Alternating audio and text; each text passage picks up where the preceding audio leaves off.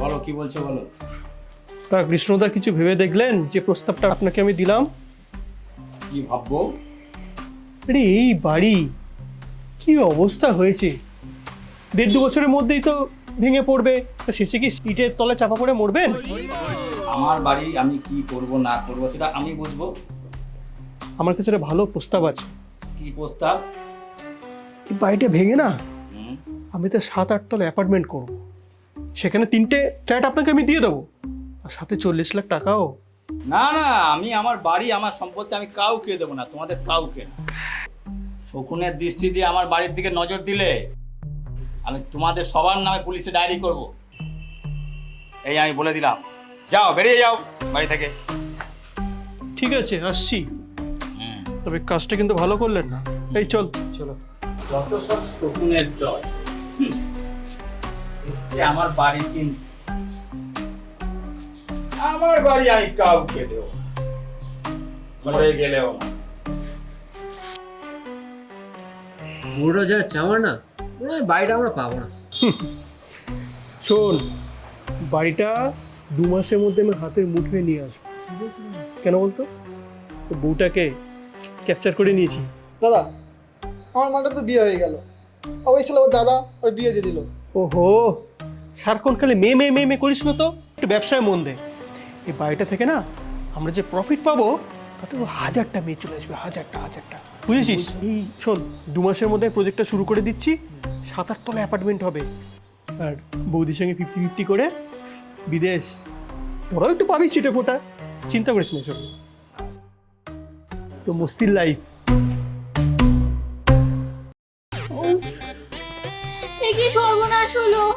আমি জানতাম এই জানিটা একদিন তোমায় খাবে। আমার জীবনটাও নষ্ট করেছে। কি ব্যাপার, আমাদের কথা তোমার দাদাকে জানিয়েছো? না গো, এখনো জানানো হয়নি। তবে তুমি চিন্তা করো না, আমি খুব শিগগিরই দাদাকে গিয়ে তোমার কথা বলবো। আরে আমাদের পাড়ার যে কানু আছে না, হ্যাঁ। তার যে চেলা রকি, ওর সাথেই প্রেম করছে। ওরে বাবা, ওই ছেলেটা তো লোচ্চা লাফাঙ্গা ছেলে। আরে যা বলেছো, বাড়ি ঘর তোর আছে কিনা সেটাই সন্দেহ। আরে ও তো অনাথ, মা বাবার কেউ নেই। এ তো চিন্তার বিষয়। ওরা যদি বিয়েটা করে নেয়, তারপর আমাদের বাড়িতে এসে খরচামাই হয়ে বসবে। না না, তুমি একদম চিন্তা করো না, আমি ওর কলকাতায় বিয়ে দেবো। আমি ওর কলকাতায় ছেলে দেখছি। তোমার তো কলকাতাতে প্রচুর চেনা জানা রয়েছে, ওকে একটা ভালো ছেলে দেখে বিয়ের ব্যবস্থা করো। তাহলে ওকে এই কথাটা দেখে বলে দিই। হ্যাঁ হ্যাঁ হ্যাঁ হ্যাঁ, ডাকো ওকে। মেঘা, কোথায় গেলি? আয় দিকে।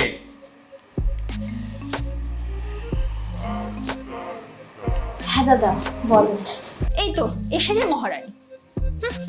কি ব্যাপার, শুনছি তোর নাকি রকি বলে কোনো এক লোচ্চা লাফাঙ্গা ছেলের সঙ্গে চক্কর চলছে, কথাটা কি সত্যি?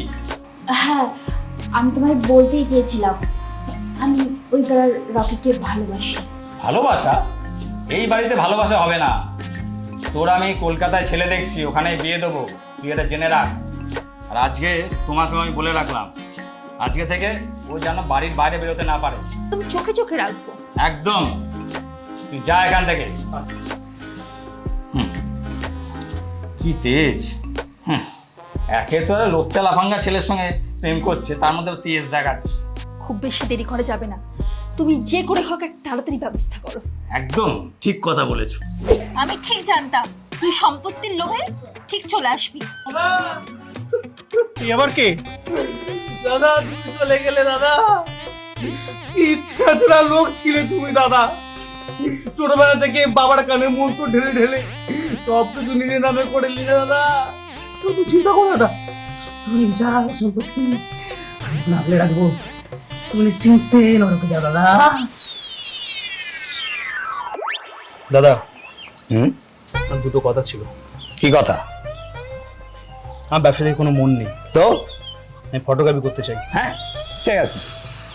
আমার একটা ক্যামেরা কিনতে হবে, হ্যাঁ? 2 লাখ টাকা দরকার। হ্যাঁ, 2 লাখ টাকা? সে তো অনেক টাকা, কোথায় পাবো? ক্যামেরা কিনবো। আর দ্বিতীয় কথা? আমি একটা মেয়েকে ভালোবাসি, হ্যাঁ, সে কি? আমাকে বিয়ে করতে চাই। বিয়ে? আমাদের বাড়িতে এরকম প্রেম ভালোবাসা করে বিয়ে করা কোনো নীতি নেই। তাহলে আমার সম্পত্তি ভাগ করে দাও। ভাগ সম্পত্তি মানে? আমি আমার বিয়ে করে নেবো আর ক্যামেরাও কিনে নেবো। না না, তো সম্পত্তি আমি দিতে পারবো না। বাবা আমার নামে সম্পত্তি লিখে গেছে, তুমি আমি মরে যাওয়ার পরে সম্পত্তি পাবে। তুমি এখন যাও যাও, তুমি এখান থেকে যাও, তারপর আর তুমি পরে এসো। তুই মরলেই আমি আসবো। হ্যাঁ আর শোন শোন, হ্যাঁ, এই সম্পত্তি ভাগ আমি বুঝে নেবো। আমি মরে যাচ্ছি না, তোকে আর আসতে হবে না, তুই যা এখান থেকে, বাড়ি থেকে চলো, বাড়ি ছেড়ে। বেরো, বাড়ি থেকে এসছে সম্পত্তি নিতে। হ্যাঁ,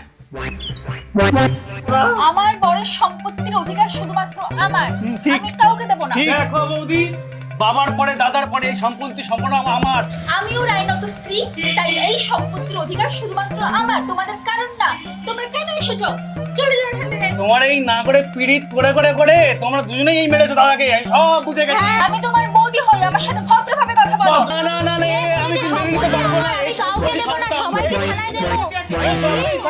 আমি জানতাম এই বৌদি তোমার আমার, এই সম্পত্তি আমার।